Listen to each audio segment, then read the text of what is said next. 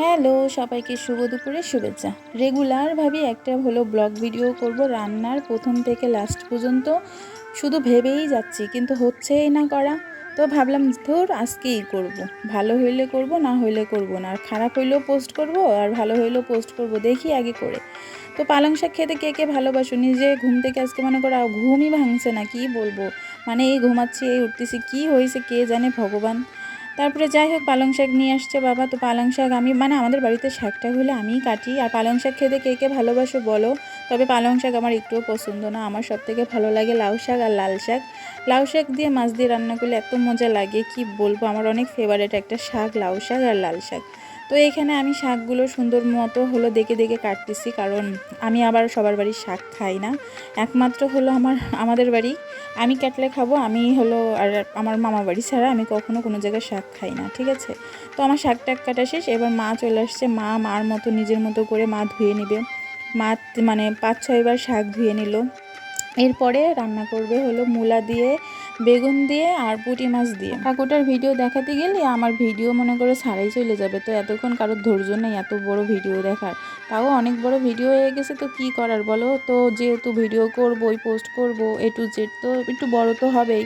তো মূলো দিয়ে বেগুন দিয়ে এখানে কাটাকুটি করে মা ধুয়ে টুয়ে নিল। এবার মা ফ্রিজ থেকে মাছ বের করে, মাছটা এখন মা কিন্তু ধুয়ে মাছ রাখে ফ্রিজে, তারপরে বের করে আবার মা মাছটা ভালোভাবে ধুয়ে নিচ্ছে ফ্রেশ করে। ভাই আমার মা মনে করো মা কাউকে ধুইতে দিবে না, আমাদের বাড়ি রান্নাবান্না হলে মাই সব কিছু করবে।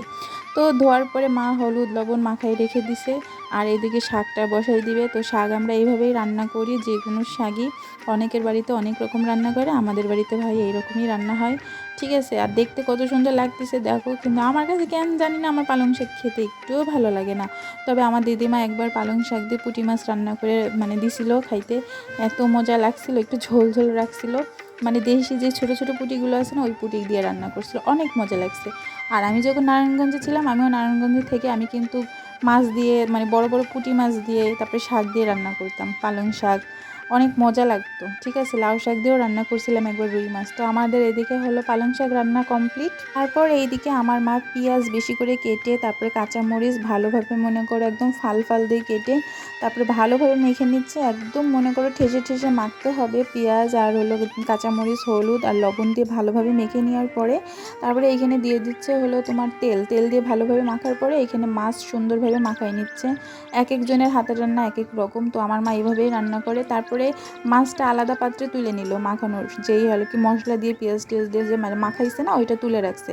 এরপর বেগুন মূলা যেটা সেটা দিয়ে ভালোভাবে মাখাই নিল, মাখাই সুন্দর করে পাতাই দিচ্ছে। দেখো পাতানোর পরে এখানে মাছ এক এক করে পাতাই দিচ্ছে। মানে অনেকে তো অন্য অন্য টাইপের মতো চচ্চড়ি রান্না করে, ঠিক আছে, অনেকে আবার চচ্চড়িকে বলে মাছ ভাজি। তো এক একজনের বাড়ি এক এক রকম, এটা আমাদের কাঁচামরিচ দিয়ে শুধু রান্না হবে। তারপরে সুন্দর মতো পাতায় দিয়ে পরিমাণ মতো জল দিয়ে দিল, যে এই জলে রান্নাটা কমপ্লিট হয়ে যাবে যেহেতু চচ্চড়ি মাছ। তো দেখো, তো এই যে বসাই দিছে আমাদের চচ্চড়ি পুঁটি মাছ। আর এই পুঁটি মাছ খেতে কে কে ভালোবাসো গাইস একটু জানাবে, ঠিক আছে, কমেন্টে। এই মাছটা আমার অনেক ফেভারিট একটা মাছ।